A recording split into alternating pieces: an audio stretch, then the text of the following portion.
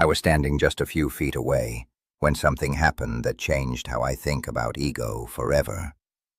A senior advisor had brought my employer some news, a strategy they had invested heavily in, one that my employer had personally championed, was not performing. The numbers were clear. The approach had been wrong. There were other people in the room, advisors, partners, people who had followed his lead on this. I expected defensiveness. I expected a reframe. I expected what powerful people often do, find a reason why the failure was external. He said none of those things. He looked at the report, set it down, and said simply, "I was wrong. I moved too quickly, and I was overconfident. Let's discuss how to recover from here." That was it. No explanation, no blame, no justification. I'll never forget what happened next. The room, which had been tense with anticipation, relaxed immediately. The advisors began speaking openly, honestly, with ideas instead of caution.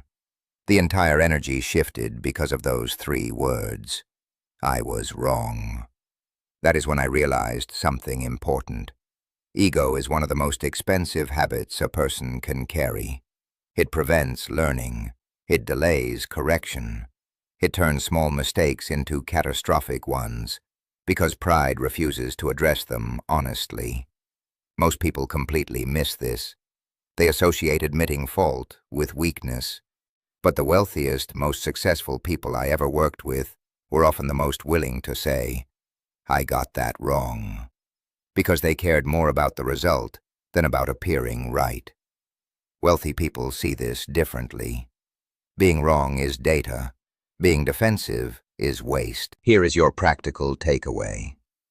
This week, find one thing you have been wrong about and say so, to yourself, if no one else. Notice how it feels.